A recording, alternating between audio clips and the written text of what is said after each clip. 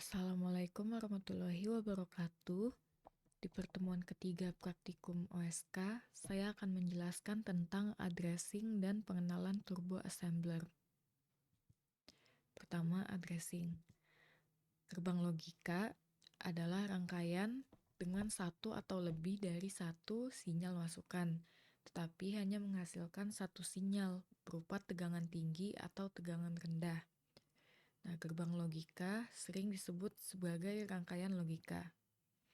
Nah, ada dua jenis gerbang logika, yaitu gerbang logika inverter dan gerbang logika non-inverter.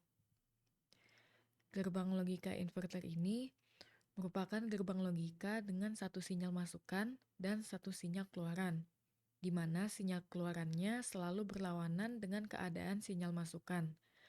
Nah, gerbang logika inverter ini biasa juga disebut sebagai gerbang NOT atau gerbang komplement. Nah, misalnya inputnya itu rendah, maka outputnya tinggi. Nah, ini ada contoh lagi, misalnya inputnya true. Nah, maka outputnya itu not true, yaitu false. Nah, masuk ke gerbang logika non-inverter, itu sinyal masukannya ada 2 atau lebih. Tapi outputnya itu dia tetap cuma satu. Yang pertama, N ini hanya bernilai true kalau inputnya true dan true. Nah, seperti yang bisa dilihat di tabel kebenarannya. Lalu yang kedua, OR ini, asalkan salah satunya bernilai true, maka outputnya true. Lalu NaN ini not N, jadi kebalikan dari N, yaitu hanya bernilai false kalau inputnya true dan true. Kemudian NOR ini not OR, jadi kebalikan dari OR, yaitu asalkan salah satunya bernilai true, maka outputnya false. Kemudian yang terakhir SOR, ini jika inputnya berbeda, misalkan true dan false, maka outputnya true. Sedangkan kalau sama, inputnya sama, maka outputnya itu false. Lalu base relative addressing ini digunakan untuk mengakses suatu tabel dengan mengambil alamat efektifnya. Alamat efektif dari tabel tersebut nanti akan digunakan sebagai patokan untuk mengakses data lain pada tabel tersebut. Register yang digunakan sebagai penunjuk alamat efektif ini adalah register BX, BP, SI, dan DI. Lanjut, kita masuk ke pengenalan turbo assembler. Pertama, text editor. Penulisan program bahasa rakitan dengan TASM dapat menggunakan text editor seperti Edit, Sidekick, WordStar, atau word processor yang mempunyai fasilitas pembuatan ASCII file seperti WordPerfect, Sprint, dan lain sebagainya. Nah, nanti saya akan menggunakan Notepad++ untuk text editornya. Nah, selain itu, dapat menggunakan editor Turbo Pascal atau Turbo C. Namun, ekstensi file yang disimpan harus diakhiri dengan .asm. Lalu, compiler.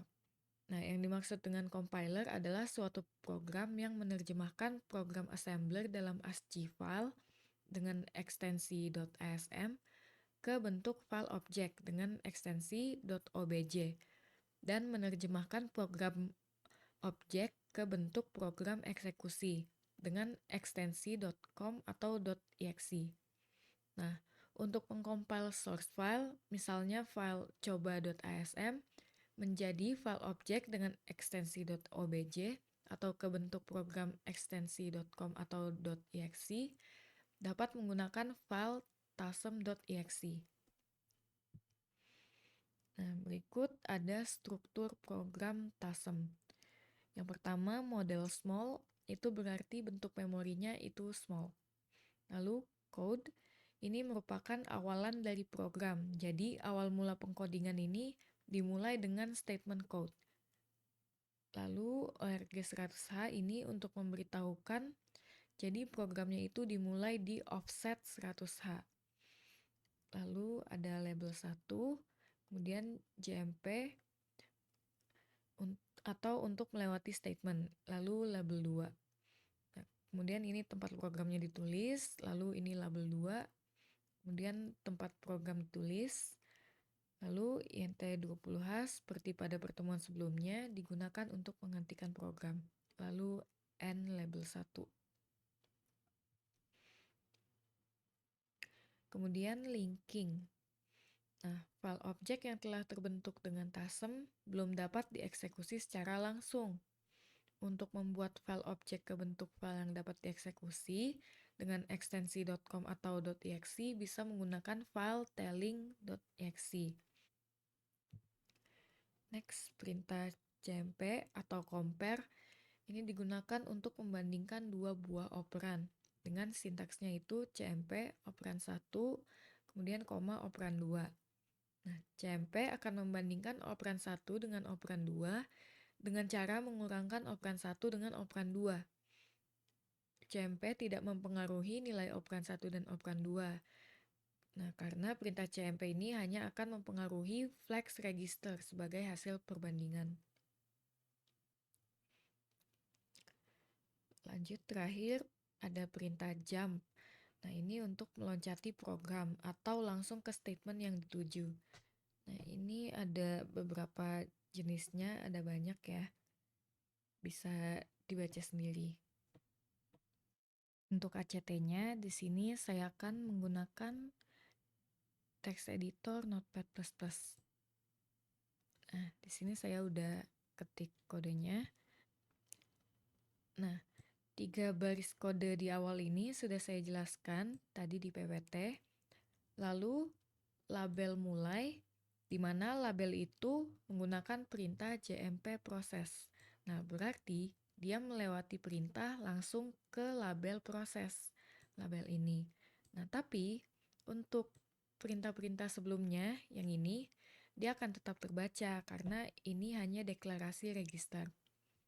Nah, di sini nilai A dengan nilai 16 dan nilai B dengan nilai 76. Nah, ini nanti kalian ganti dengan 4 digit terakhir dari NPM kalian masing-masing.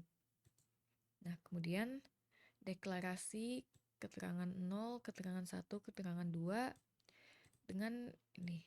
Nilai A lebih kecil dari nilai B, nilai A sama dengan nilai B, dan nilai A lebih besar dari nilai B.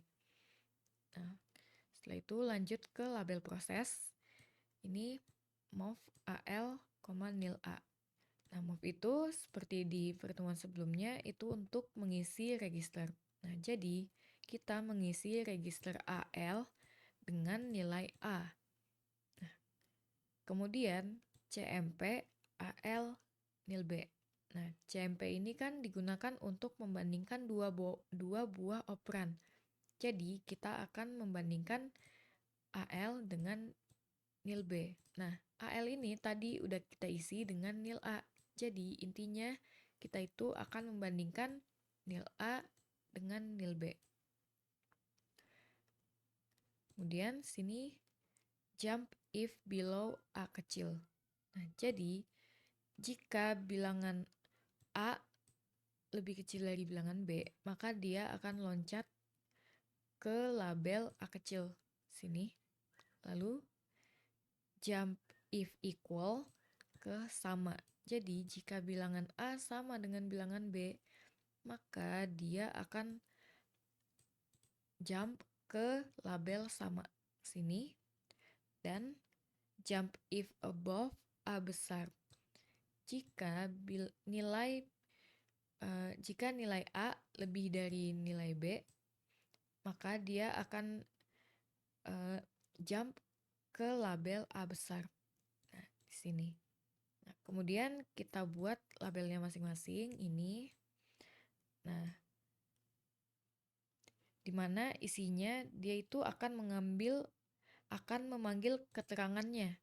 Nah, di sini jika A kecil ini bila A kurang dari bilangan B, maka dia akan memanggil ini intinya keterangannya lah. Jadi nilai A lebih kecil dari nilai B. Lalu ini sama. Nah, selain dari itu dia juga ada jump ke cetak nih. Dimana label cetak ini isinya itu untuk mencetak outputnya. Nah, kemudian kita akhiri.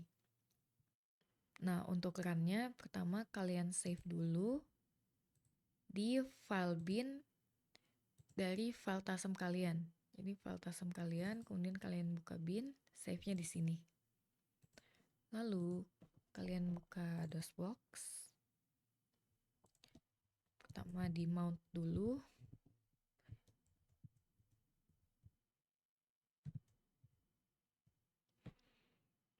Lalu kita change directory ke tasem. Lalu tadi kita taruhnya di bin, kita change directory ke bin juga. Nah, lalu kita ketik tasem, lalu nama file kalian .asm. Kalau saya namanya kan act3.asm. Nah, di sini tulisannya error message-nya none, berarti aman aja. Lalu lanjut, kita tulis telling /t spasi nama file kalian act3. Nah, lalu ini pakai extension obj. Nah, kalau udah seperti ini, tinggal dipanggil aja nama filenya. Saya act3, lalu enter. Nah, outputnya akan keluar. Karena tadi saya nilai A-nya 16 dan nilai B-nya 76, maka nilai A-nya itu akan lebih kecil dari nilai B. Seperti itu. Sekian, itu saja materi dari pertemuan ketiga praktikum OSK. Kurang lebihnya saya mohon maaf jika ada salah kata yang terucap. Terima kasih. Wassalamualaikum warahmatullahi wabarakatuh.